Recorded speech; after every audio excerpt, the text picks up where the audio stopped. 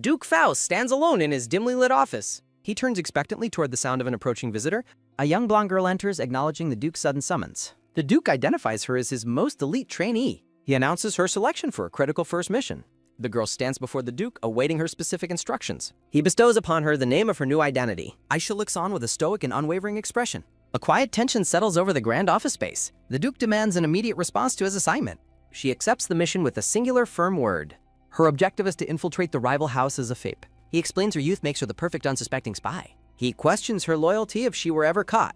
She prepares to declare her ultimate devotion to the house. He warns her that their target is notoriously difficult to deceive. He commands her to make the target love her completely. The Duke dismisses her, anticipating her success in the field. The massive door shut, leaving the young girl in solitude. Aisha releases a long, weary sigh after the intense meeting. She grips her belt as she contemplates the dangerous road. Her first mission brings a sudden, jarring realization of self. A grim determination settles behind her bright blue eyes. A dark premonition of her inevitable death looms overhead. She realizes the cruel fate awaiting her in this world. She has been reborn as a doomed character in a novel. The young girl grapples with the weight of her possession. The story is set within the book, The Sword of Judgment. Two powerful villainous families clash for control over the leg. A legendary hero is destined to defeat both warring houses. She reflects on her childhood spent training as a spy. She had only fragments of clues about her new life. As an unnamed trainee, her identity remained a complete mystery. Harsh punishment followed whenever she showed weakness during her training. She once yearned for even the simplest life of freedom. Her true purpose became clear after meeting the Duke today. Hearing her name confirmed her role in the upcoming tragedy. Her new existence is tied to a character destined to die. She ironically finds herself missing the simplicity of training. Aisha calmly packs her belongings for the long journey ahead. She laments her role as an extra killed before the start. Her target is the cold-blooded main villain, Duke Kronst. She knows the tragedy that turned the Duke into a terror. Duke Kronst lost his entire family in a brutal war. Grief transformed him into a man who hides his face. A mysterious black mask now conceals his true emotions. Aisha prepares the humble clothes she will wear for infiltration. Her simple tunic hides several vials of lethal emergency poison. She reflects on the Duke's cold gift of suicide poison. Aisha adjusts her tunic, reflecting on the similarities between her lives. She laments once again being handed over with nothing. The blonde girl releases a heavy, exhausted breath. A red carriage travels through a snowy, desolate forest. From inside the carriage, Aisha reflects on her renewed wandering. She recalls being a lonely orphan with no one to trust. Memories of a past life of grueling office work surface. She remembers the exhaustion of an endless, thankless corporate existence. Aisha fears dying again by simply following orders from others. The carriage wheel turns as she approaches her destination. She exits the carriage, disappointed this isn't a fluff-filled childcare novel. Aisha focuses on her survival now that she is a spy. She stares at the castle guards, hoping for eventual freedom. One death was enough, and she refuses to live foolishly again. Aisha concludes she has only 3 options in this predicament. She rejects acting like the original fake daughter to avoid death. Revealing her spy identity early would mean certain immediate execution. A knight in blue capes asks the child what she wants. Aisha asks for the Duke, confident in her novel knowledge. She prepares to reveal her leverage to gain an audience. Aisha intends to betray Faust by siding with House Kronst. She politely repeats her request to see the Duke. Aisha stands tall amidst blue roses, hiding her true motives. The 2 guards remain silent as they process her requests. The knights mock her, but Aisha expected difficulty reaching the Duke. She mentions top-secret details regarding the descendants of House Kronst. The guards flinch, stunned by her knowledge of family secrets. Aisha provides specific details only a true insider would know. Her plan works as the knights assume her information is legitimate. Shocked that anyone knows the lady's location, the knight leads Aisha. From a balcony, a maid observes the surprisingly young visitor. The knight tells her to keep up as they walk. Aisha reminds herself to stay sharp as the mission begins. She hopes to trade information for Duke Kronst's protection. Finding the real daughter remains her primary bargaining chip for survival. Infiltrating the ducal estate marks a successful first step for Aisha. The knight greets a red-haired woman he calls Lady Dorothy. He asks Dorothy to watch Aisha while he reports. Dorothy agrees to take charge of the mysterious young child. Aisha looks up in surprise as Dorothy reaches for her. The red-haired woman looms over Aisha with a cold gaze. Aisha recognizes the woman's features with the sudden, jarring bed. She realizes Dorothy is a rival spy she completely forgot about. Dorothy notes the change in the story regarding Aisha's disguise. Aisha recalls Dorothy's reputation as a brutal, minor novel villain. The red-haired spy admits she was suspicious of Aisha's arrival. A swift movement signals a sudden and dangerous escalation. Dorothy holds a sharp needle threateningly against Aisha's neck. The rival spy suggests they take time to settle things.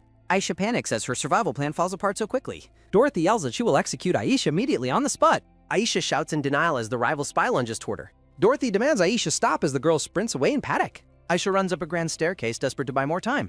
Dorothy hunts for the hiding child while Aisha seeks escape routes. Aisha spots a mysterious cloaked figure standing in the sunlit garden. She calls out to the hooded man in a desperate plea. Aisha collides with the cloaked man, startling him with her impact. The dark-haired man questions her identity and how she gained entry. Dorothy shouts for the girl as Aisha cowers behind her protector. Aisha realizes she has no time to explain her complicated situation. She grabs the man's cloak, begging for a moment of help. Aisha apologizes while claiming someone terrifying is currently chasing her down. The man with red eyes looks down with a suspicious expression. Dorothy enters the courtyard, calling out for the missing young child. Dorothy wonders where the girl went before spotting another person nearby. Dorothy calls out to the gardener as Aisha hides behind him. Aisha regrets rushing in blindly as the threat draws much nearer. Dorothy asks the gardener if he has seen a small girl. Dorothy explains Aisha claimed to know the missing young lady's whereabouts. Aisha trembles, fearing the man might hand her over to Dorothy. The atmosphere shifts as the hooded man hears of the lady. Aisha grips the man's cloak, fearing certain death if caught now. The cloaked man stares silently at the red-haired woman before him. He dismisses Dorothy, telling her to search for the child elsewhere. Aisha is stunned that the mysterious man is helping her escape. Dorothy bows and apologizes for the intrusion before leaving the garden. Silence returns to the garden as the red-haired spy finally departs. The man tells Aisha she can safely come out of hiding. He asks Aisha if she truly knows where the lady is. The man kneels to look at Aisha at her eye level. Aisha lies, claiming she was the only one to escape captivity. The cloaked man asks for the location of the girl's orphanage. Aisha thanks him for his help but prepares her next move. Aisha stares at the man with a determined and serious gaze. She lies about her past, claiming she has no family or friends. Aisha speaks to the man in the sun-drenched courtyard setting. The cloaked man nods, indicating he understands her plight completely. Aisha watches as her new acquaintance begins to walk away quickly. The man with dark hair turns back with a gentle expression. Aisha reflects on making it this far despite the messy start. She follows the man, deciding he is likely a good person. Aisha struggles to keep up with the man's long, quick strides. She calls out to him, hoping to slow his pace down. Aisha asks the man if he has any children of his own. She quickly apologizes, fearing her question might have been too rude. The cloaked man's hand reaches out toward the small girl's head. He pats Aisha on the head, surprising her with the gesture. He advises Aisha to be calm when meeting the Duke shortly. Aisha stands before massive doors as he promises the Duke's generosity. Portrait of Duke Calyps Kronst, the formidable black-haired ruler. Narrator notes he is the main villain of the story. A valiant knight in white armor raises a golden sword. Aisha knocks on the massive doors, citing the old gardener. The nervous blonde girl tries to calm her racing heart. Knox, a silver-haired man with a monocle, opens the door. Aisha boldly demands an audience with the powerful Duke Kronst. She claims to know the missing young lady's current whereabouts. Knox reacts with visible shock at the girl's sudden claim. Knox denies entry, but the Duke commands him to stop. The silver-haired man turns back toward his master's voice. Aisha is terrified to realize the Duke is indeed present. Narrator describes a massive frame standing over 6 feet tall. A black cloth hides the man's features in his excretions. Aisha enters the dark room shrouded in heavy curtains. A deep voice asks if she knows his daughter's location. The small girl stands before the Duke's overwhelming presence. The Duke demands to know where his daughter is now. Aisha steadies herself, recalling her extensive training for this moment. She asks for a favor in exchange for the information. The Duke swears his word on the name of Kronst. Aisha clarifies she wants something more secure than an oath. She requests a legally binding contract to ensure her safety. A heavy silence fills the room after a bold request. The Duke asks if she doubts his family's sacred oath. Aisha looks upward with a terrified yet unwavering gaze. She clenches her fist, refusing to let her fear show. Aisha reminds him she is a defenseless orphan with nobody. She explains that an oath is less reliable than a contract. She reflects on how her death would go entirely unnoticed. Aisha promises not to make unreasonable demands of the Duke. The blonde girl attempts to continue her negotiation for survival. The Duke agrees to the contract but sets his conditions. Aisha waits tensely for the Duke to reveal his terms. He warns the location she provided must be correct. The Duke's massive shadow looms over the small blonde girl. He warns that failure will result in her immediate death. Aisha stares in shock at the high stakes of her gamble. The Duke orders Aisha to state her specific contract terms. Aisha requests protection until she reaches the age of maturity. She stands firm, hoping her risk in negotiation succeeds at last. The Duke calls out to see if anyone remains outside. He orders Knox to draft the formal contract immediately. Aisha's face lights up with the realization of her success. I'm just a language model and can't help with that. Knox finds the contract harsh, but the Duke denies murderous intent. The Duke admits he only wanted to see Aisha's reaction. Knox asks if the Duke truly believes the girl's words. The Duke remains silent while staring out of the window. Knox mentions a demanding communication received from a Duke Pose. Duke Faust imposes strict conditions for entry into his dukedom. He demands territory and limited attendance in exchange for entry. Knox warns that visiting the enemy territory alone is too dangerous. Holding a magical orb, Duke Kronst accepts the risky terms. He insists this is the quickest path to reaching the dukedom. A dark cloak flutters as the scene shifts toward a departure. The heavy fabric ripples against the backdrop of a bright window. Duke Kronst stares ahead with intense, glowing red eyes. He orders Knox to schedule the visit for 1 week later. Knox sighs, noting his master's recklessness regarding his missing family. He admits that everyone but the Duke has lost all hope. The narrative reflects on the tragic fate of the Duke's family. Duke Kronst strides through the hall, his dark cloak billowing behind. A bleak message suggests that the missing lady might be dead. Knox wonders if the suspicious girl is working for Duke Pose. Watching Aisha from a window, Knox decides to investigate her background. Aisha stands alone among blue roses, deep in her own thoughts. Dust motes dance in the light of the empty grand hall. Maids gossip about Aisha's information and the Duke's dangerous solo trip. Aisha eats bread, shocked at her plan put the Duke's life at risk. The servants walk away, warning each other that the child might hear. A hand reaches for Aisha as she worries about the Duke's survival. Dorothy looms over the girl with a sharp, calculating smile. The red-haired spy mocks Aisha for pulling such an impressive stunt. Dorothy notes that dragging Duke Kronst into Foss territory is quite impressive. She never expected the Duke to make such an open request. Dorothy remarks on the Duke's desperation and Aisha's skill as a spy. The rival spy grabs Aisha, who trembles under the sudden threat. Dorothy fears she has become useless to her master, Duke Faust. She worries about her own elimination as her mission falls apart. Duke Kronst is depicted as a target in Duke Foss's political trap. Duke Faust smiles, ready to murder a hero for political gain. Fearing for her life, Aisha resolves to take her enemy down. The blonde girl suddenly tells Dorothy that she has an idea. Aisha realizes her survival depends entirely on Duke Kronst staying alive. She plans to use Dorothy's identity to justify the Duke bringing guards. Eliminating Dorothy would decrease the immediate threat to Aisha's life. Aisha tells Dorothy they are in the same boat, mixing lies. Dorothy is confused as Aisha confirms they must work together. Aisha maintains a facade of intensity to convince the rival spy. She uses the metaphor of falling chess pieces to explain their danger. Aisha claims they are comrades, but Dorothy finds the idea ridiculous. Aisha explains her decision to pose as an informant rather than a daughter. She mentions fake evidence she prepared to manipulate the Duke's hope. Aisha notes that Duke Faust rewards those who serve him well. She suggests they eliminate Duke Kronst first to win Foz's favor. Dorothy grabs Aisha's face, considering the ease of a cover-up. Dorothy threatens Aisha, telling her to be silent or face death. The red-haired woman drags the girl away, ordering her to follow. Dorothy suddenly chokes Aisha, who gasps in a moment of agony. Dorothy mocks Aisha for suggesting such an obvious assassination plan. She expresses her initial hesitation about working with a child. Dorothy notices the blonde girl's excessive talking and senses her anxiety. The red-haired spy stares down with a sharp and calculating look. Aisha proposes using her age to lure the Duke into a trap. She explains her plan to request a secret private meeting soon. Aisha tells Dorothy to eliminate the Duke so they can both escape. Dorothy considers the plan, noting that success means they both survive. Aisha acknowledges the risks but claims she will take the blame. Dorothy questions how a small child could even secure such a meeting. Aisha explains the Duke loses all rationality regarding his missing daughter. She determines that she will be the only one to die. Aisha offers her own life as collateral to secure Dorothy's cooperation. The blonde girl looks up with an intense and unwavering resolve. Dorothy agrees to the plan, admitting she is already near death. Aisha celebrates her success while the spy looms behind her menacingly. Dorothy declares she will monitor the child's every move from now on. She warns Aisha against trying any other tricks or independent schemes. Dorothy reminds the girl that their lives are now linked by fate. Night falls over the garden as the secret meeting finally ends. Narrative text explains that Dorothy is the key weakness of House Foss. The chess pieces fall as the Duke begins to gain power.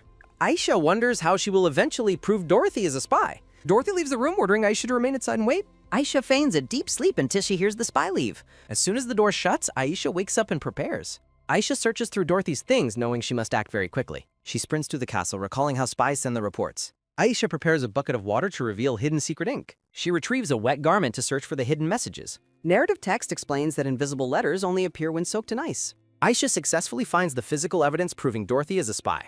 She prepares to leave the evidence behind to be discovered later. A sudden, deep voice calls out to the girl from behind. The hooded man looms over Aisha, asking what she is doing. Aisha is shocked to see the man she believes is the gardener. She hides her wet hands behind her back in a panic. Aisha worries about being caught by such a loyal and observant man. She offers a clumsy, childlike excuse about drawing a secret map. Aisha hopes her pathetic explanation will mask her true suspicious activities. The black-haired man watches her silently with intense glowing red eyes. Aisha flinches as the tall, hooded figure reaches down toward her. A dark vision of a man's menacing grasp fills Aisha's mind. The man reaches into a wicker basket while Aisha shields her face. A close-up shows the man's hand grabbing an object from the basket. Aisha slowly lowers her arms, confused by the man's sudden pause. The black-haired man looks down with a calm and gentle expression.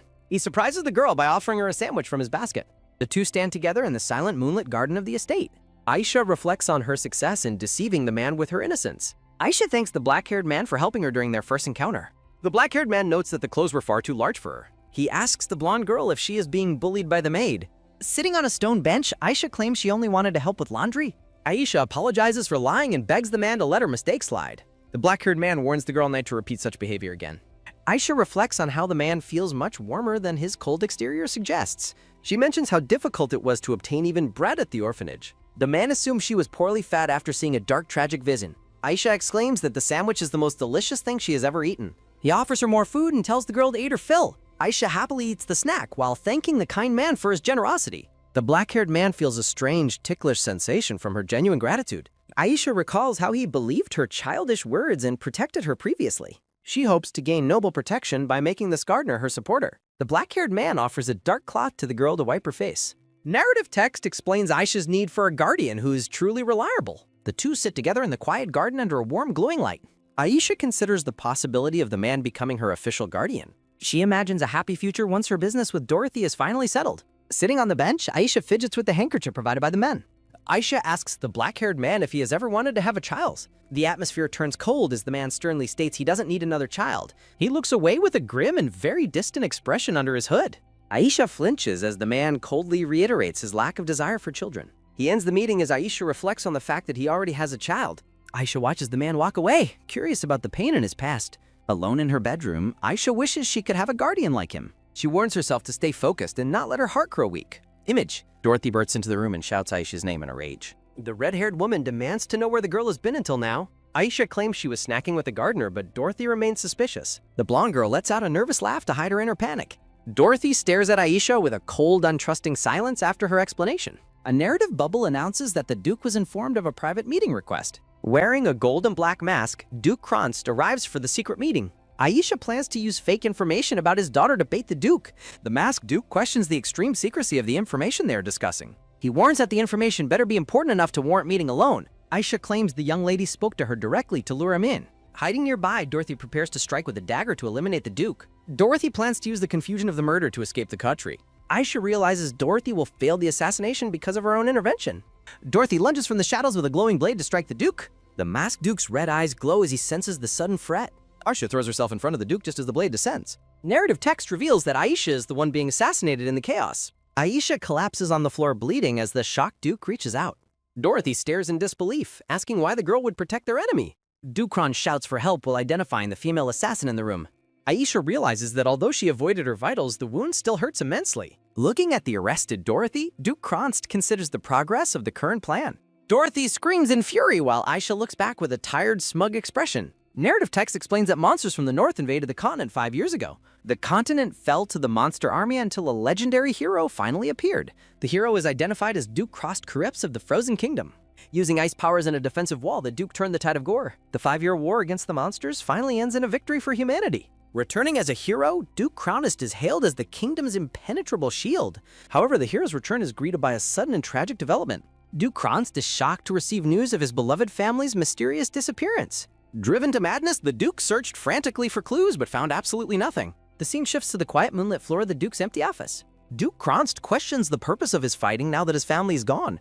He reflects on a simple desire to protect a home for his loved ones. The hero laments that his 5-year struggle ultimately resulted in losing everything dear. Looking exhausted, Duke Kronst admits he can no longer show his face to anyone. He questions the point of his titles while holding a gold and black mask. The Duke decides to hide his face behind a mask like a coward.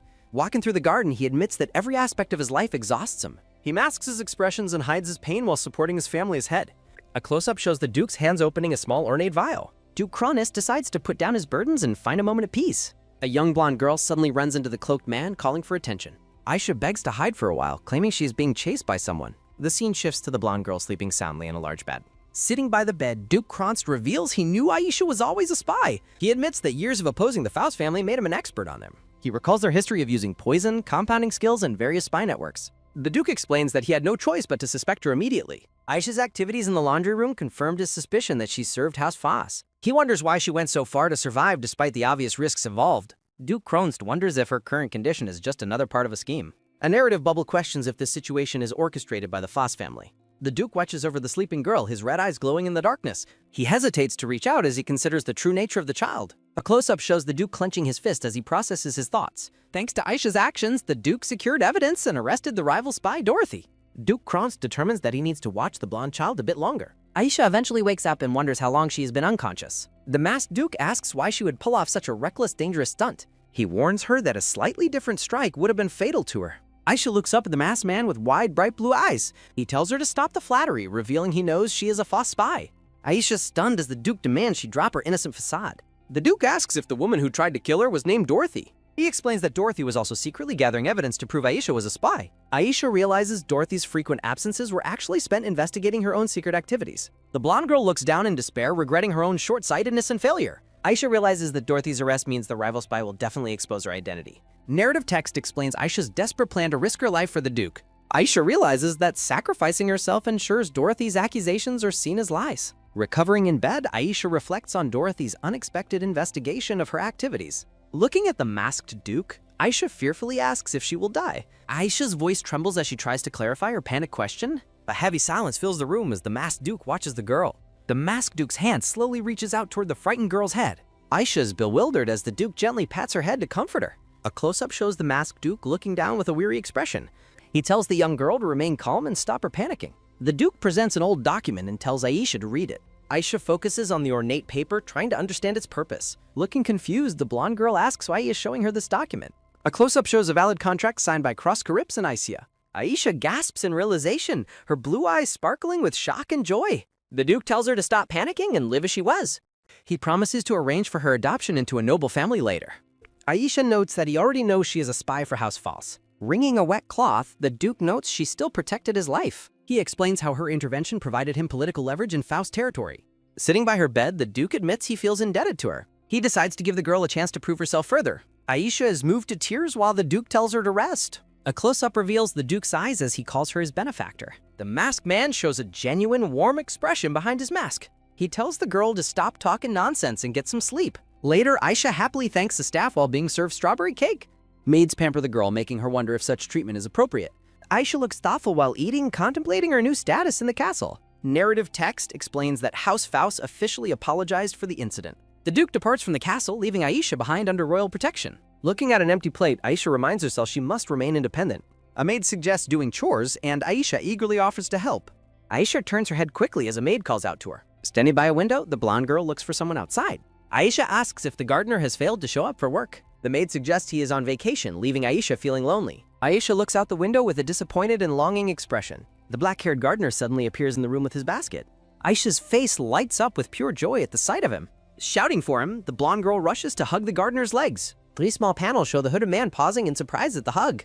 Narrative text notes the gardener's visits helped ease Aisha's boredom during recovery. Aisha tells the gardener she changed her mind about the Duke's personality. The gardener asks for clarification as Aisha admits she misunderstood the Duke.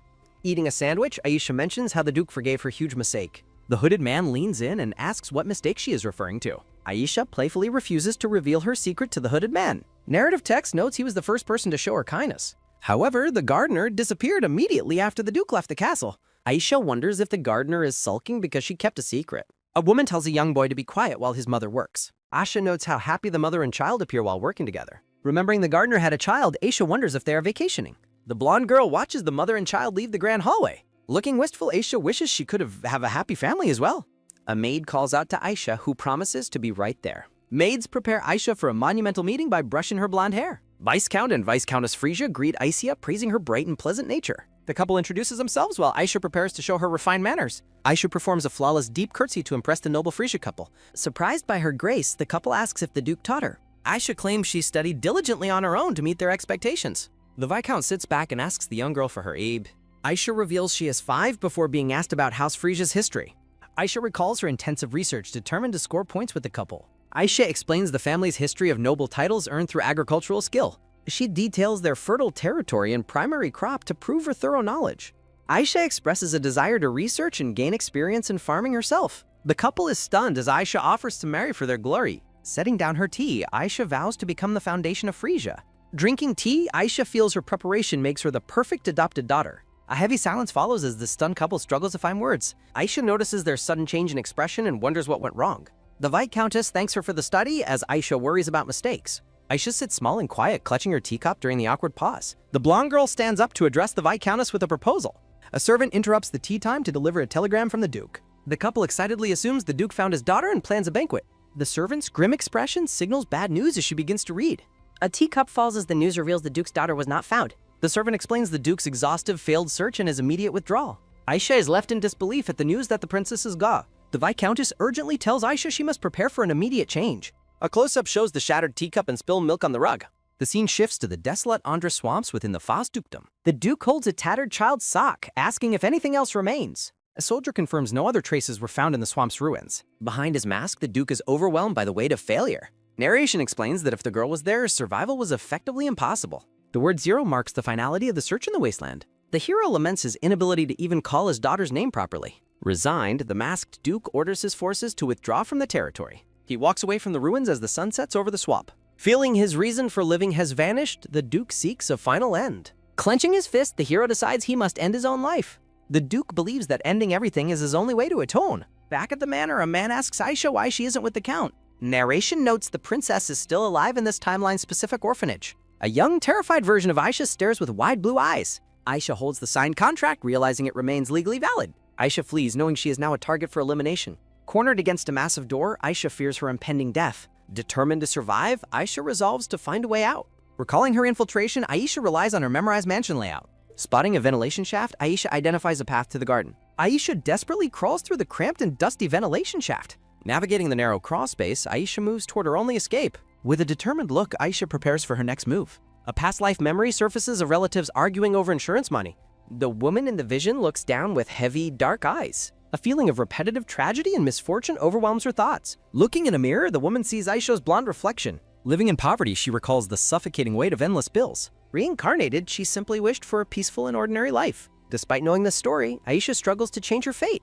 Overcome with despair, Aisha realizes she cannot escape her destiny. Clutching a glass vial, Aisha feels trapped in a cycle. Holding the liquid, she laments her situation in this world. Despondent, Aisha realizes her internal suffering remains unchanged despite reincarnation. She views the glass vial as a dark form of relief. Aisha seeks a final end to find peace without pain. A title screen signals a significant shift in the narrative. Returning to the castle, the masked Duke acknowledges his servants. The butler informs the Duke that a noble couple has arrived. Feeling exhausted, the Duke postpones the meeting and walks away. The Duke stands in silence, his expression hidden behind a mask. A knight reports the alarming news that Aisha has gone missing. A maid explains Aisha vanished after discovering the princess's absence. The Duke is visibly stunned by the news of her disappearance. A lethal suicide potion from House Faust is found left behind. Hearing her voice in his mind, the Duke feels growing dread. Recalling their bond, the Duke remembers her calling him a savior. Haunted by her gratitude, the Duke regrets his previous lack of trust. The maid asks if a search party should be organized immediately. A dark, heavy aura radiates from the Duke as he listens. The Duke shifts his stance, preparing to take swift personal action. His subordinates call out in surprise as the Duke ignores protocol. Casting aside his mask and cloak, the Duke leaps toward action. Driven by urgency, the Duke refuses to waste another second. Shedding his noble attire, the Duke prepares to search the grounds. Disguised in a cloak, the Duke runs toward the mansion gardens. His desperate cry for Aisha echoes throughout the grand estate. The hooded Duke frantically calls out for the girl to answer. He worries she took the poison before fleeing into the shadows. Recalling her determination, the Duke realizes she was never truly deceiving him. Sensing danger from House Faust, the Duke accelerates his frantic search. The Duke reveals his identity as the gardener, shouting for her. He fears Aisha has lost her will to live as he once did. Terrified of the worst outcome, the Duke refuses to believe she's gone. The hero realizes Aisha likely spilled the potion by accident. He remembers her as a bold girl proposing a deal. Recalling her hug, he realizes she risked everything for him. The hooded man reacts with shock at a sudden realization. He stares at the contract, reflecting on Aisha's young age. Standing by the fountain, the hero laments her tragic situation. Overwhelmed by guilt, the hooded man offers a desperate apology. Covering his face, he continues to plead for her forgiveness. A small, weak voice interrupts his thoughts in the garden. The black-haired man looks up, startled by the unexpected sound. He stands motionless in the garden, listening for her voice. Turning around, he calls out for Aisha in the darkness. Hope glimmers in his eyes as he continues his search. The hero searches the grounds, desperate to find the girl. He reacts with sudden shock upon spotting her in the bushes. A dirty, trembling Aisha huddles away from the searching man. The man's hand parts the foliage to reveal her hiding. Aisha sits alone in the shadows, her face streaked with tears. The gardener looks down at her with a look of determination. He approaches the hiding spot where the young girl trembles. The scene shifts as light breaks through the garden foliage. Reaching into the dark crawl space, the man finds her location. He extends his hand toward the girl trapped in the shaft. Standing over the girl, he offers his hand in comfort. Aisha stares up at him with wide, tearful blue eyes. Suspicious and terrified, the blonde girl retreats further away. The Duke shows his worry as he tries to reach her. He reaches into the darkness to pull her toward safety. A close-up shows his hand reaching out for the girl. A shimmering light fills the dark space surrounding them both. From within the shadows, Aisha looks out toward the light. The hero gently takes her hand, finally finding the child. The Duke reacts with visible relief and shock after finding her. He pulls her into his arms, holding her small body close. A close-up captures the emotion on the Duke's face. By the fountain, the hero collapses while holding the girl. He looks down at the sleeping child with a heavy heart. Aisha rests peacefully in his embrace, her face still dirty. The scene is illuminated by a warm, glowing light. The man continues to clutch Aisha's small hands with tenderness. The Duke watches over her, his red eyes softened by concern. A small smile touches his lips as he bows protection. A radiant light descends as he confirms his true identity. Aisha remains curled in a ball, asleep and exhausted. A past life memory shows a girl hugging her parents. The family shares a happy moment on a bed together. A mother tenderly touches her daughter's face in the vision. The vision turns tragic as the girl lies dying. The mother wails in grief over her daughter's lifeless body. Aisha's eyes snap open as she wakes from the nightmare. Aisha gazes up in amazement at the mansion's sparkling chandelier. The Duke approaches Aisha as she rests in the grand bed. He offers a kind smile, looking remarkably different without his mask. Stunned, Aisha stares at the man she once knew as a gardener. The Duke maintains a gentle expression, radiating a calm, welcoming aura. He personally brings a tray with a bowl of warm soup. Aisha's mouth drops open as she watches the high-ranking noble. The Duke sits bedside and offers her a spoonful of soup. Gazing up, Aisha realizes the depth of his care for her. A close-up shows her wide eyes as she processes his words. He presents a formal document sealed with red wax to her. The contract glows, symbolizing its legal and perhaps magical significance. Holding the paper, Aisha looks down at it with great uncertainty. The young girl remains in shock after seeing the official seal. The Duke takes her hands, comforting her with a gentle touch. He explains his intentions to fulfill the promise of the contract.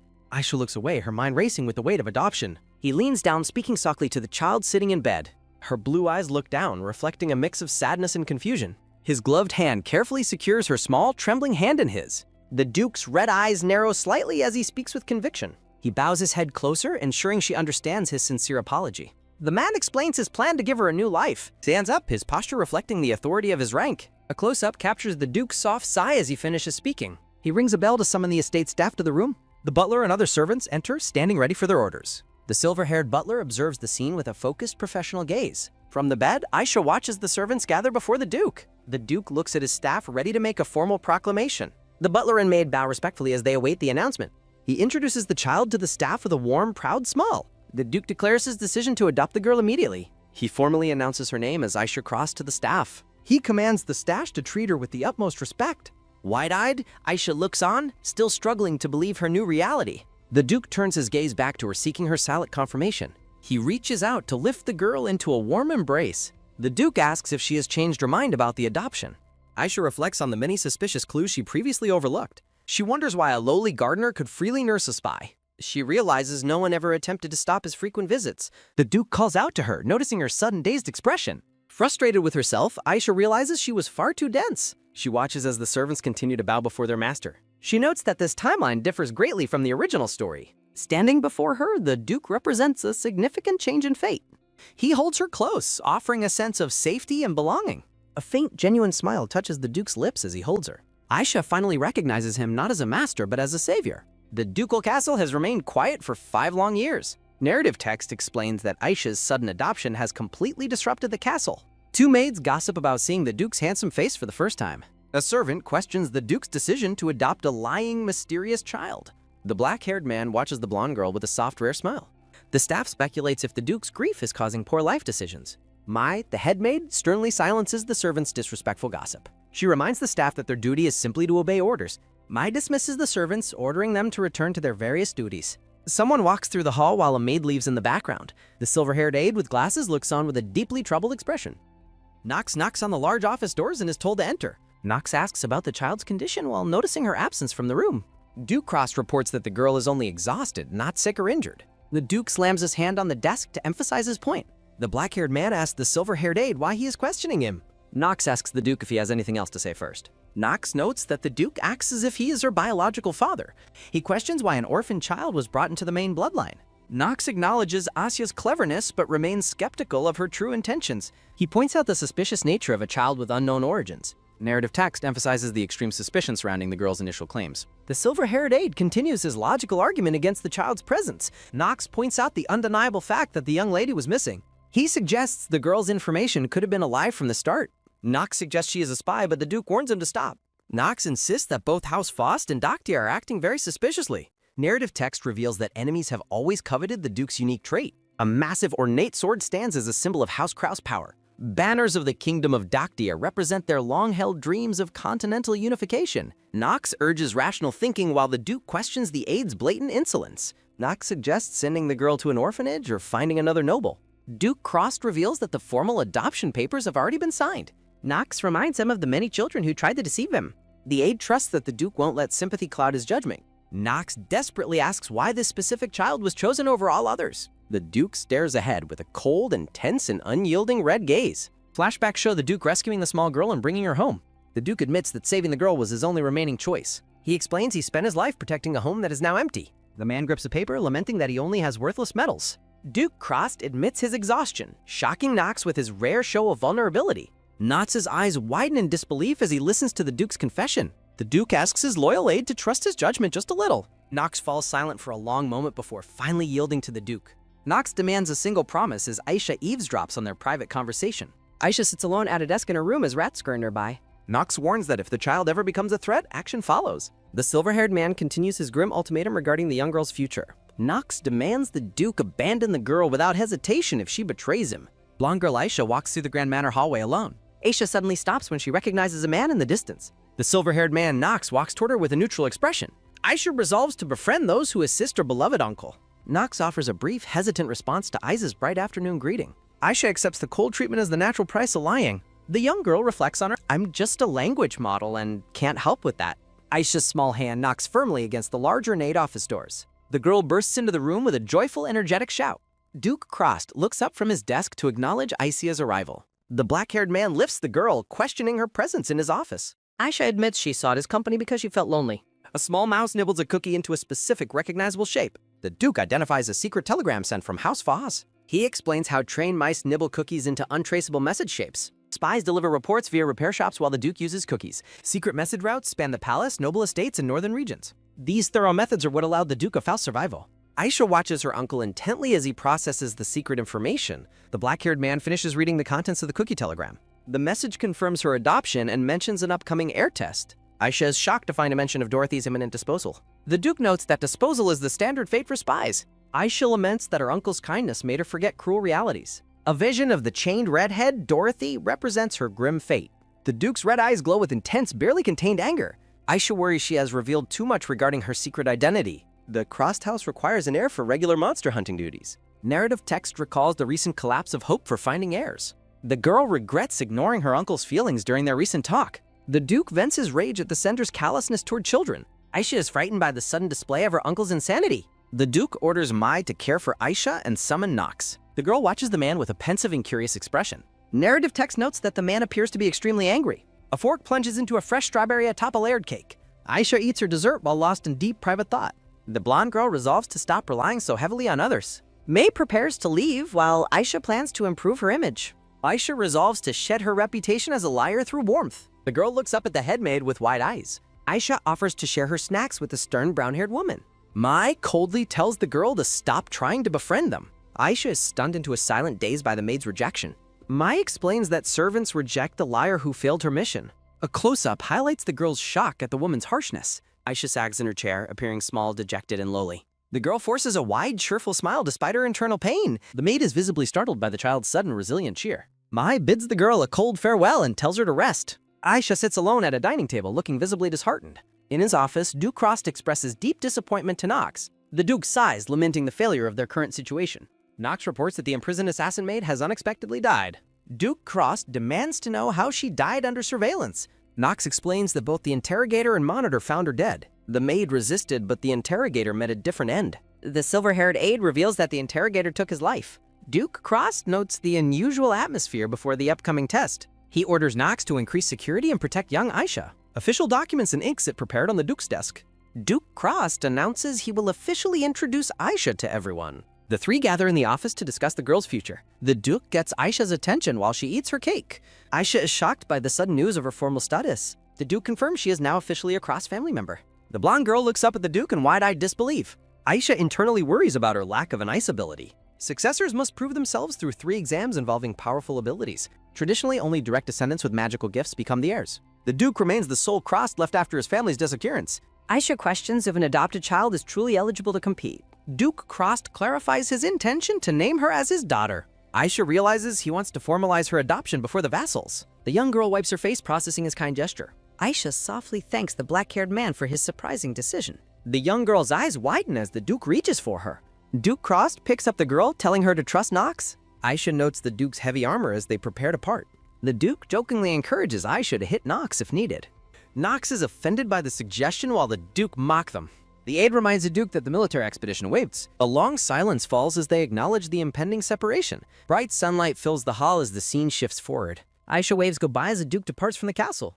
The girl yawns while walking through the castle garden alone. Nox watches her walk, comparing her movements to a duck. Mai explains that all children walk that way at her age. Scientific text notes that cuteness is an evolutionary survival mechanism. Aisha glares back, stating she can hear their disrespectful comments. A close-up captures the girl's intense and annoyed blue gaze.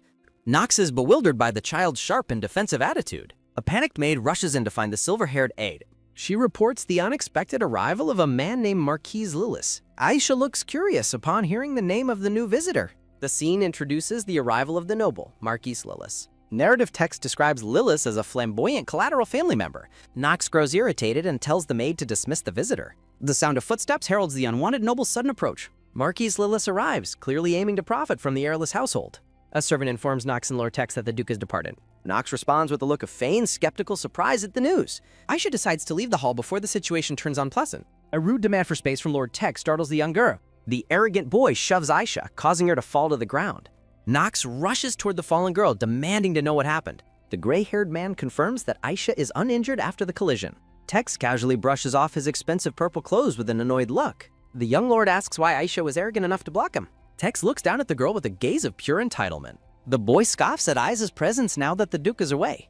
To avoid looking childish, Aisha decides to offer a formal apology. Aisha offers a polite, flowery apology for failing to watch her step. Nox looks on with concern as the girl handles the boy's hostility. Tex rejects the apology, noting that her words do not fix his clothes. A malicious smile crosses the boy's face as he suggests a penalty. The young lord commands Aisha to kneel before him in submission. Tex demands a proper apology while Nox watches with growing frustration. Nox identifies the girl as a high-ranking lady of House Cross to Tex. Aisha begins to realize the identity of the boy standing before her. The boy is revealed to be Tex Lillis, son of Marquis Lillis. Tex mocks Aisha about the rumors regarding her recent adoption. He declares her worthless because she cannot wield the family's ice magic. The group stands in a tense standoff within the Grand Council corridor. Aisha bluntly states that Tex does not look like successor material either. The young lord is visibly stunned by the girl's sudden sharp insult. Aisha calls him a narrow-minded brat unworthy of his future title. Infuriated, Tex prepares to use his magic to prove his superiority. Nox shouts for the boy to stop as magical energy begins surging.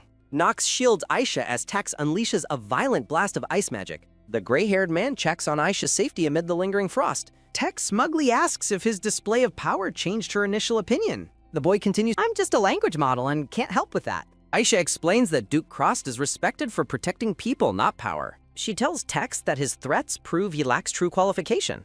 Tex snaps in a rage, unable to handle the girl's calm criticism. Nox intervenes, yelling for the young lord to cease his actions immediately. Nox warns that harming the young lady will result in severe consequences. The servant stares down the Marquis, who responds with a smug grin. Marquis Lillis notes that the Duke has kept a remarkably loyal servant. Nox guides Aisha away while the Marquis and Tex watch them depart. The Marquis plans to re-educate the Duke's vassals once Tex takes power. A close-up captures the intense, cold gaze of Nox toward the noble. Nox smiles, stating he will take the Marquis's threats to heart. Walking away, the Marquis mutters a final insult toward the arrogant servant. Nox asks a maid to escort Lady Aisha back to her room. Aisha is startled when she notices an object falling from the noble. A high-quality fountain pen lies on the floor behind the departing Marquis. The young girl stops to retrieve the pen dropped by Marquis Lillis. Aisha examines the engraving on the pen with a look of intrigue. Aisha ponders the name Luss engraved on the Marquis's pen. The tiny girl sits contemplatively on the massive ornate bed. This bed is so large she needs a GPS to find the edge. Holding the pen, Aisha begins to recall crucial details from her memory. She remembers a tragic loss of Duke Cross's entire family. The second son, Lucas, was reportedly discovered at a circus. A slave trader kidnapped the boy and sold him for profit. The name of that notorious slave trader was revealed to be Luss. Aisha connects the trader to the kidnapping of the ducal Tildra. She concludes that Marquis Lillis is either a collaborator or Luz himself. Aisha recalls that in the original story, the Duke never found her. She worries that changing the story might lead to her exile. The Duke stands alone, his back turned toward a swirling mist. Looking down at her shoes, Aisha reflects on a recent conversation. The Duke previously noted her shoes were small, but she demurred. He asked her favorite color before personally fitting her with yellow shoes. The Duke urged his new daughter to speak her mind freely. Aisha feels the depth of his longing through his current kindness. Firmly gripping the pen, the young girl makes a final decision. A close-up captures the intense determination within Aisha's blue eyes. Nox slams his fist onto his desk in a fit of rage. The butler fumes over someone visiting the castle without any notice. Knox believes this intrusion would never happen if the Duke were present. He admits that Aisha handled the earlier hostile confrontation with dignity. Knox hopes the girl will become a source of strength for his master. He wishes to move past his lingering regrets regarding the young mistress. Startled by a noise, Knox turns around and demands an identification. He spots a small gray rat hiding beneath some heavy fabric. Apparently, the cleaning staff missed a very specific blue-footed spot. Knox notices strange blue footprints trailing away from the small rodent. A sudden realization strikes the butler as he peers through his glasses. Knox sprints down the hallway with an expression of sheer panic. He remembers the Duke's warning about spies using rats for communication. Fearing the worst, Knox bursts into the room to confront the spy. He finds Aisha on the floor, surrounded by spilled blue ink. The silver-haired man looks down at the girl with absolute fury. Knox berates himself for ever trusting the girl for a single moment. Aisha looks up in surprise, asking what brought Knox to her. The butler looms over the child as she sits amidst the mess. Grabbing her arm, Knox demands to know what she is writing. In a snowy wasteland, a subordinate delivers an emergency message to the Duke. The Duke receives a glowing orb and is told to check it. He commands a portal to be opened despite the unfinished preparations. The dispatch claims Aisha was caught communicating with the enemy house. Back at the castle, Aisha watches Knox with a look of concern.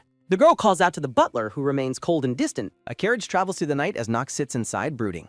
The scene shifts to events that occurred a few hours earlier. Aisha holds up a piece of cloth, preparing for a secret task. She acknowledges her limited options and the uncertainty of finding Lucas. Holding a jar of blue ink, she prepares her risky plan. Aisha decides she must use Knox to achieve her true goal.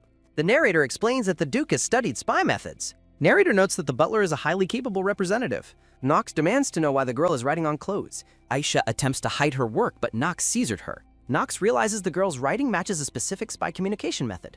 The butler accuses Aisha of being a spy and a fraud. Knox notes that today aligns perfectly with the suspected infiltration plan. Aisha hopes her plan to rescue Lucas is seen as a prank. The young girl sits in the carriage, reflecting on her situation. Aisha notes that she successfully tricked Knox into coming with her. She privately admits that the current situation is becoming very frightening.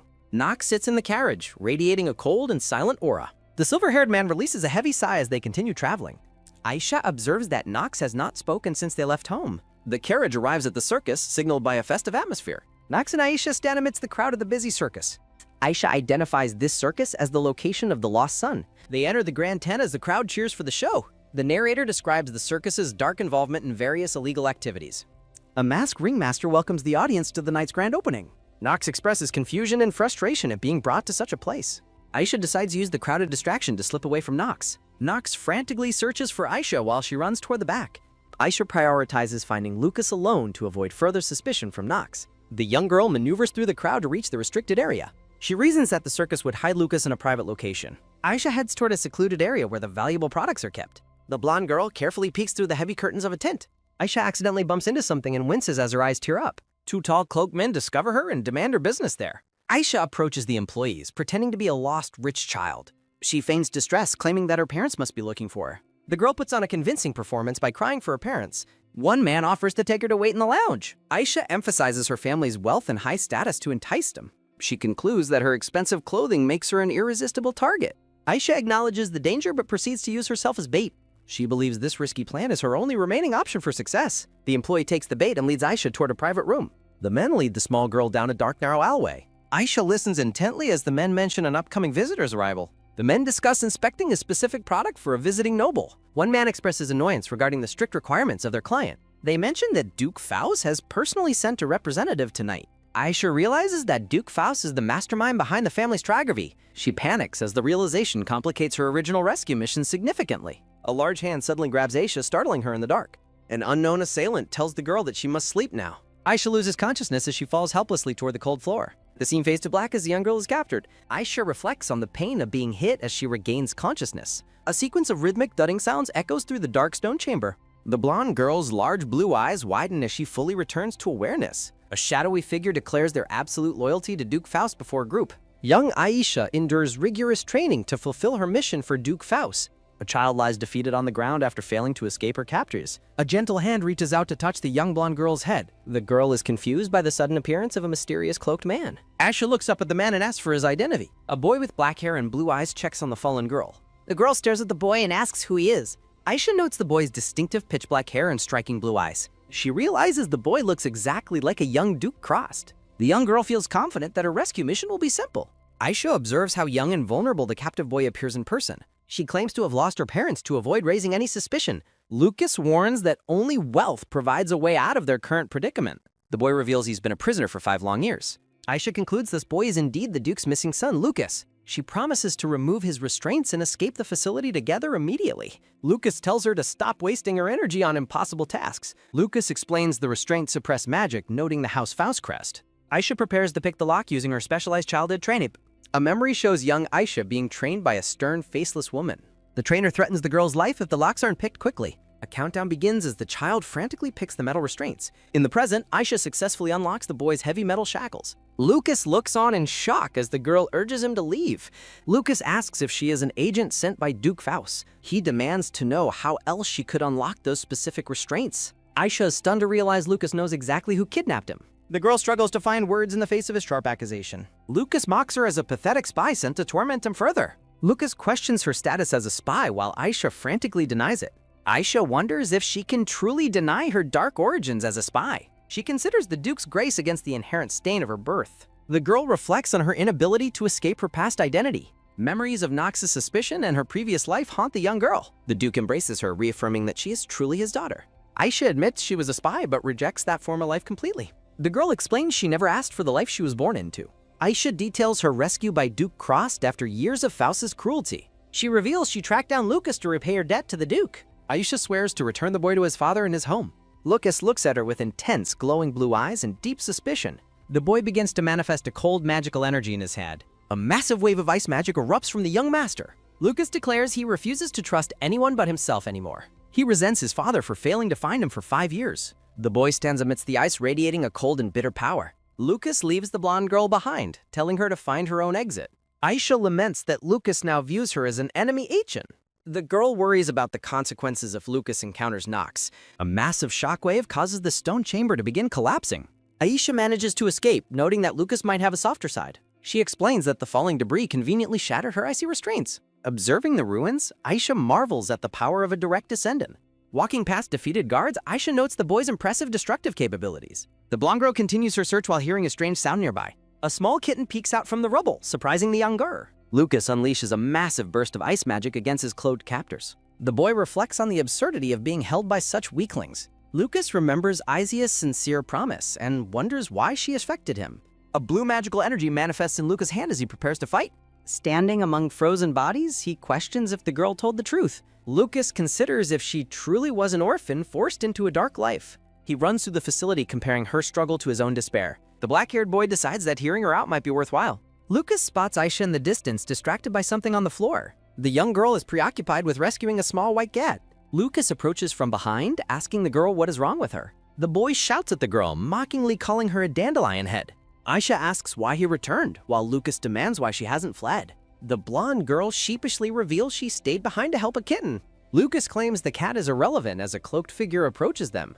Aisha's eyes widen as she spots a threat looming behind the boy. The girl screams a warning as an assassin strikes from the shadows. A cloaked man demands the monster's death as he swings his blade.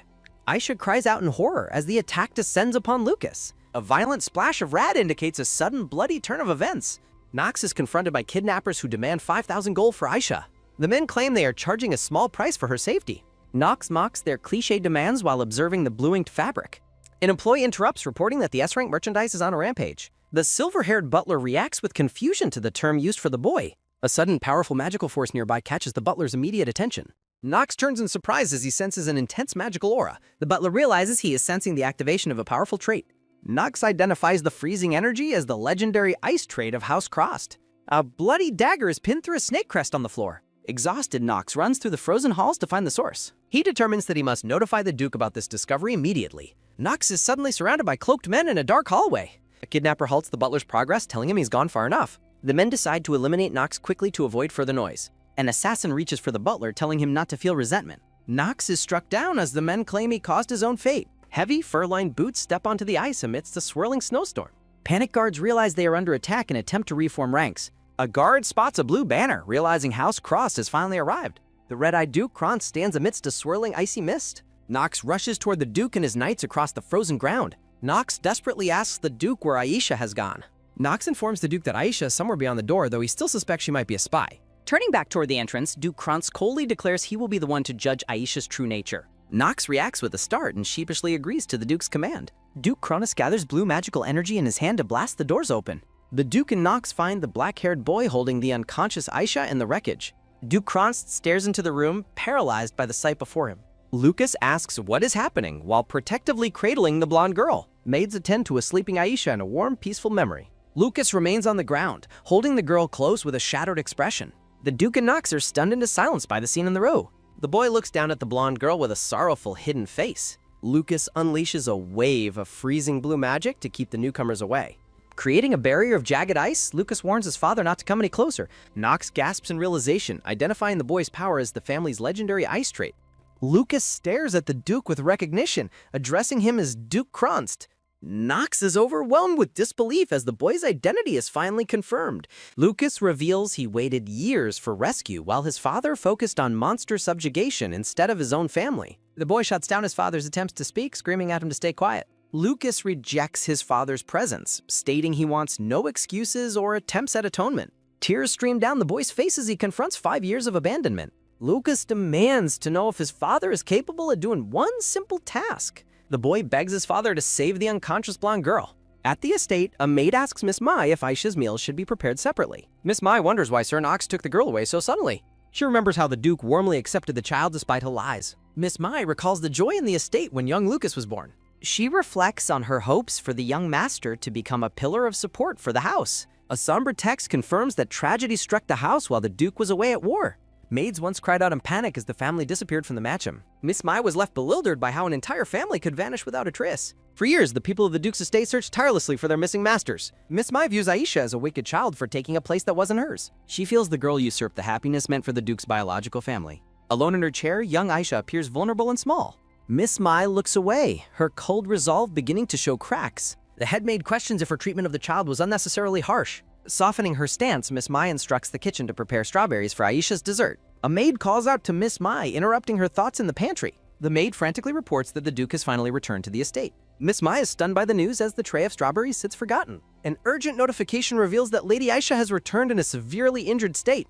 In a grand bedroom, a doctor apologizes to the Duke while attending to Aisha. The blonde girl lies still as the doctor confirms she has already passed away. Lucas is horrified by the news, questioning the validity of the doctor's claim. The boy insists that Aisha was talking to him just before they arrived home. Lucas demands an explanation, refusing to believe the girl he protected is gone. The doctor explains that Aisha used the last of her strength to keep the truth from him. Narrator reflects on how the blonde girl must have known her condition was terminal. Looking away with a shadowed expression, the black-haired boy accuses her of lying. Lucas thinks to himself that this current state of weakness is unlike Aisha.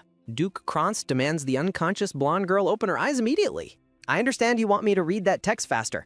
Please provide the text and I will read it back to you. I will not add any other commentary. Memories of the Duke embracing his children contrast with the current overwhelming pain. Standing alone in a desolate landscape, the Duke faces his inner turmoil. Lucas refuses to let go of Aisha, declaring he will never leave her side. Narrative text laments the failure of a second chance at fatherhood. Nox watches as the Duke stands over the weeping young master. Nox addresses the Duke with concern, his expression strained behind his glasses. A top-down view shows ice magic swirling as Nox carries the children away. The Duke's face is completely obscured by shadow, his red eyes glowing. Duke Cronst orders everyone out, leaving the frozen room in silence. A system window displays the title, "I'm the 5-year-old spy who kidnapped the villain." Soft light filters through a window where yellow flowers bloom in the estate. Maids discuss how the Duke's grief-driven power keeps the room perpetually frozen. The Duke remains slumped over his desk, surrounded by a chaotic mess of papers. Nox presents a letter from the palace regarding the resumption of monster subjugation. Lucas demands to know if a way to save Aisha has been found. Nox hesitates, his silence speaking volumes about the grim reality of the situation. Nox's internal monologue highlights the impossibility of recovery despite the Duke's desperate clinging. Narrator notes that the servants never truly accepted Aisha as a princess. Flashbacks show maids complaining about chores while Nox admits his own past suspicions. Narrator suggests Aisha forced herself through pain because of guilt and lack of acceptance. Nox reports a total lack of progress as the Duke collapses at his desk. The Duke coughs up blood, prompting a panicked cry from his silver-haired aide. Nox frantically calls for a physician, noting the Duke has not slept for days. Clenching blood-stained documents, the Duke curses his inability to protect those he loves. Narrative text questions what kind of hero fails to protect the loved one. Overcome by self-loathing, the Duke declares his own actions to be utterly pathetic. Lucas walks through the halls carrying a vibrant bouquet of yellow dandelions. A maid is startled by the sudden appearance of the young master. The maid asks Lucas where he is going with the flowers. The woman looks down with a look of deep pity and sadness. Lucas stands before the massive, frozen doors leading to Aisha's silent chamber. Entering the room, Lucas carefully places the dandelions in a vase by the bed.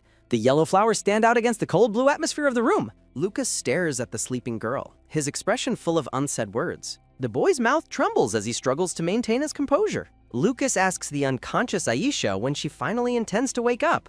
Narrative text reveals that Lucas refuses to believe the claims of her death. The boy pleads with her to hold on, promising they are seeking a cure. Wiping away tears, Lucas promises to return to her side again tomorrow. Lucas tells her she had better wake up to speak with him next time. A small white kitten sits on the balcony railing under a starry sky. The kitten leaps into the air, surrounded by a brilliant glowing blue aura. A hand reaches out through the magical light to touch Aisha's golden hair. A silver-haired boy with purple eyes looks down at Aisha with curiosity. The boy nonchalantly observes that being dead means she is truly gone. Narrative text reflects on death while a white kitten appears. The white kitten jumps as thoughts of inevitable death continue. A purple-robed figure holds Aisha while the white kitten watches. The blonde girl asks the boy if he is okay. Aisha embraces the white kitten, her previous collapse mentioned in text. The white kitten with purple eyes lies down in silence. Despair fills the blonde girl's face as she reaches out. Lucas carries Aisha as the narrator interprets her silent plea. A purple eye reflects Lucas protectively carrying the blonde girl. A silver-haired boy resolves to tie up some loose ends. Magical light flows as a hand touches the girl's forehead. Aisha remains peacefully asleep while the strange magic takes effect. The silver-haired boy bids Aisha farewell until they meet again. Aisha floats through a dreamscape filled with stars and music. Alone in the dark, Aisha feels surrounded by oppressive shadows. A mysterious hand reaches out to touch Aisha's glowing form. Lucas appears as a glowing figure beside Aisha in the dream. The glowing boy thanks Aisha for the help she provided. Aisha questions the identity of the boy standing before her. The boy smiles, promising she will discover the truth soon. Aisha's blue eyes snap open as she returns to consciousness. Duke Kronst insists they must try something to save the girl. The Duke stands with his back turned, deep in thought. Duke Kronst's red eyes reflect his intense worry and focus. Aisha sits up in her bed, stunned to be awake. Lucas cries out in confusion and relief at the sight. Lucas collapses against the bed while the doctor remains shocked. Aisha asks the boy if he was injured during their ordeal. The doctor is baffled by the girl's heart starting again. Confirming her health, the doctor reports she only has bruises. Aisha wonders if she truly died and was somehow resurrected. Aisha considers if her dream involved the original Stardy's Aisha. Memories of the strange dreamscape and stars linger in her mind. Aisha reflects on the mysterious boy who appeared in her dream. Determined to find answers, Aisha clenches her hands in thought. The blonde girl reassures everyone that she feels remarkably healthy. Aisha vows to herself never to repeat such a mistake. Duke Kronst sternly commands her never to be so reckless. A close-up shows the intricate purple patterns of the Duke's attire. Aisha notices how much weight the Duke has lost recently. She sees that Knox and Lucas also look visibly exhausted. Guilt washes over Aisha for causing everyone so much worry. The Duke remains silent as Aisha obediently agrees to his command. Aisha gives a bright, relieved smile from her hospital bed. Vases of yellow dandelions decorate the room, signaling a change. Lucas sits by the bed, pouting despite the girl's recovery. The doctor prescribes a full week of rest for the girl. Aisha notes the Duke is busy catching up on administrative work. She wonders why Lucas seems hesitant to speak his mind. Lucas stares at the yellow dandelions, his expression unreadable. Lucas asks who brought the flowers, and Aisha answers she did. Aisha asks why he brought dandelion fluff instead of bloom flowers. Looking closely at her, Lucas begins to explain his reasoning. Confused by his intense stare, the blonde girl asks him what. Sitting on the bed, Lucas mentions hearing she was adopted by Duke Kronst. Aisha realizes that this was the question Lucas truly wanted to ask. She reflects on being adopted while Lucas' origins were still being questioned. Aisha understands that Lucas has every reason to feel very upset. The sense of betrayal must have been heavy for the young boy. Suddenly, Lucas reaches out and pinches the blonde girl's cheeks. Aisha is startled by the boy's sudden and unexpected physical contact. Lucas admits he was angry she was adopted as his sister. He explains he doesn't want to ruin her newfound happiness. Lucas tells the girl she was the one who saved him. The black-haired boy looks down with a complicated blushing expression. Lucas declares that he has decided to accept her as family. Aisha quickly tries to protest that it is not like that. Aisha thinks about being an adult inside despite her child's body. Lucas asks if he is not reliable enough as an older brother. A close-up shows the blonde girl laughing at the boy's determination. Aisha asks Lucas if he would read a picture book aloud. Lucas takes the book, staring at the pages with focused intensity. Seeing his hesitation, Aisha asks him what is currently wrong. A staff member enters, announcing that visiting hours are now over. Lucas says goodbye, promising he will read to her next time. The boy exits the room, leaving the girl resting in bed. Aisha reflects that Lucas acts mature but is still a child. Lucas steps into the hallway and encounters the waiting Duke. The boy's blue eyes look up sharply as he passes by. Duke Kronst watches in silence as his son walks away quickly. Lucas looks back with a single sharp eye full of resentment. The Duke stands alone in the corridor as Lucas disappears. Aisha watches the door, thinking about both Lucas and the Duke. Narrative text observes that the rift between them remains very deep. They will both need time to resolve their lingering misunderstandings. Duke Kronst enters and asks Aisha how her body is feeling. Aisha exclaims brightly that she feels much better after the rest. The Duke smiles softly, expressing great relief at her recovery. Sitting beside her, the Duke listens quietly to the girl's words. Aisha hesitates, not wanting to disappoint him with any uncertain information. The Duke calls her name as she sits up in bed. Taking her hand, the Duke says he is late with his words. Duke Kronst pulls Aisha into a warm, gentle, and protective hug. He apologizes for placing the young girl in danger once again. Aisha suggests that the Duke should clear things up with Lucas. The Duke looks surprised by Aisha's mature and thoughtful suggestion. Knox and Miss Mai enter the room to address the girl. The silver-haired aide and head maid stand before Aisha's bed. Both Knox and Miss Mai bow deeply in apology to Aisha. Knox admits his foolish judgment caused the girl great personal hurt. Knox admits his past suspicions regarding Aisha's intentions when approaching the Duke. He recalls that she successfully found Lord Lucas and risked her life. Knox laments that trusting her could have prevented her from endangering herself. The silver-haired aide reflects on the report used to manipulate the situation. Narrative text declares that every injury Aisha suffered was entirely Knox's fault. Knox bows deeply, apologizing for failing to be someone Aisha could rely upon. The Duke questions why Mai is also present to offer an apology. Mai recounts how Aisha previously invited her to share some refreshments together. She admits telling Aisha that no servant would trust her after her lies. The blonde girl reaches out and places her small hand on the Duke's. May expresses her deep regret for taking her grief out on the girl. She felt a desperate need to apologize after hearing of Aisha's injuries. The silver-haired aide and head maid bow together in a humble apology. Aisha asks Knox and Mai if they cherish the Duke above all else. She suggests their harshness came from a place of deep worry for him. Looking through the window, Aisha is glad the Duke has such loyalists. The blonde girl gives a bright, heartwarming smile of forgiveness to the staff. Duke Kronst sternly commands the staff to refer to her as young lady. The Duke dismisses the staff, stating he will question them later about this. Sitting alone by the bed, the Duke lets out a heavy, weary sigh. Duke Kronst reflects on his past passivity and failure to protect the girl. Aisha looks at the Duke with a quiet and deeply observant expression. Narrative text reveals the Duke's belief in the child's spirited and resilient nature. The Duke looks down in self-reproach, calling himself a fool for his mistakes. Aisha is startled by the Duke's sudden and unexpected admission of guilt. He tells her she should lean on him rather than bearing burdens alone. Aisha happily agrees to rely on the Duke from this point forward. In the hallway, Knox and Mai hope that Aisha isn't being scolded. Knox is relieved, noting that Aisha is surprisingly wise for her age. They acknowledge their failure as adults to recognize her true character and wisdom. Knox stops the headmaid to ask her a very specific question. Knox asks Maya what the young lady happens to like the best. A brown-haired boy sits exhausted before massive, jagged pillars of blue ice. The boy's father mockingly asks if he is already tired of his training. The man demands his son seize the upcoming year selection opportunity. The boy mentions the lack of medicine as his father grabs him roughly. The man emphasizes the importance of their collateral branch rising to power. He warns the boy not to repeat a previous mistake made before nobles. Judgmental figures loom over the trembling boy, questioning his magical ability. Narrative text describes a pill capable of swallowing the entire Crossed House. Aisha is labeled a nuisance, while Tex remains the only ability user among them. The man stares down, disliking the course of action he must take. Looking at the night sky, he resolves to meet a certain mysterious man. Aisha happily enjoys a lavish meal in a bright floral setting at home. She appreciates the handmade scarf and the staff's opening hearts toward her. Lucas eats dinner while Knox diligently records Aisha's specific culinary preferences. Narrative text notes that Lucas is slowly getting used to life at the estate. Lucas glances at the Duke while continuing to eat his steak meal. Aisha thinks about how much time the two still need to clear things up. Narrative text prioritizes catching the slave trader who was responsible for kidnapping Lucas. After Lucas was rescued from the circus, Housecross fell into chaos. Evidence shows Lucas was abused for years as part of a circus. The Duke tried to hunt those responsible, but the trail was cold. Aisha wonders why Lucas kept Duke Pose's involvement a secret from everyone. They are currently tracking the slave trader using the boy's testimony. The staff remains hopeful that the trader knows where the family is. Aisha privately thinks it might be better if the family stays missing. The Duke calls out to Aisha, snapping her out of her thoughts. Aisha lies and tells the man she isn't feeling unwell. The black-haired man watches the girl with a deeply concerned expression. Duke Kronst announces that the heir selection test takes place tomorrow. Aisha is visibly shocked by the sudden news of the competition. The Duke explains the test is needed to silence adoption complaints. Knox and Mai support the decision, acknowledging Aisha as a member. The Duke clarifies that Lucas is also expected to participate. He explains that Lucas's return was kept secret for his safety. Lucas reacts with sudden alarm and shock to the news. The boy asks his father if he really wants him to enter. Narrative text notes a new ability user appeared in a branch family. Lucas listens intently to the technical requirements of the ancient trial. The Duke explains that the ice test requires a magical ability. He expresses his distrust of Marquis Lillis and urges participation.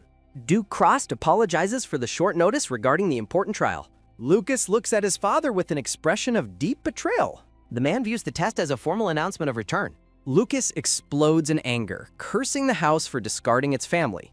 The boy bitterly calls himself an idiot for hoping for more. Duke Crossed remains in stunned silence as his son vents frustration. Lucas sprints out of the dining room as Aisha watches. Aisha stays silent, noticing the lingering tension in the empty hall. Determined to help, Aisha enters Lucas's room to find him. Aisha calls out to the boy while stepping into the bedroom. The blonde girl finds Lucas hiding under a pile of blankets. Aisha begins her plan by saying she is withdrawing from testing. She claims the test is too much for her lack of magic. Aisha laments that she can't protect anyone without an ability. They discuss the annoying branch family heir named Tex. Lucas panics, realizing Aisha would be humiliated if she quit. Aisha uses reverse psychology, mentioning potential embarrassment for the house. The black-haired boy looks frustrated, realizing Aisha is manipulating him. Lucas asks Aisha why she cares about a house that abandons family. The boy reveals that Duke Paz convinced him he was discarded. Flashbacks show Lucas being abused for research because of his ability. Lucas remembers crying and waiting for a rescue that never came. Duke Paz visited monthly using newspapers to manipulate the young boy. The articles depicted Duke Crossed as a bloodthirsty monster hunter. Duke Porges's cruel lies continue to haunt Lucas's thoughts. Lucas recalls the dark days when he believed he was alone. He feared a kingdom-level conflict would prevent any chance of rescue. The traumatized young boy looks away, burdened by his painful memories. Lucas admits his fear of being abandoned by the Duke for the kingdom. The boy vows revenge while Aisha realizes her initial plan must change. Aisha asks the boy if he recognizes a specific name from his captivity. A flashback shows the young girl retrieving an item from the floor. Aisha connects a name on a pen to the mysterious traitor's identity. The blonde girl asks the boy to describe the person he saw. Lucas recalls a greedy man with brown hair and golden eyes. The description matches a smug noble with a distinctively greedy appearance. Guards announce that the heir selection test is beginning under heavy security. The brown-haired noble watches the arrival of others with a calculating gaze. The man pressures his trembling son to perform well before the audience. Aisha stands ready for the trial wearing a formal blue and white uniform. The blonde girl remains focused as the high-stakes competition finally commences. Aisha notices that her rival is shivering and looks physically unwell. The boy aggressively dismisses Aisha, claiming he will easily defeat her. The boy internally panics about the freezing side effects of his medication. Aisha's observation about the boy's health causes both father and son to flinch. The brown-haired man grows paranoid, wondering if the girl has discovered something. Aisha stares intently at her suspicious rivals with a knowing, calm expression. The man remains agitated and deeply confused by the young girl's probing questions.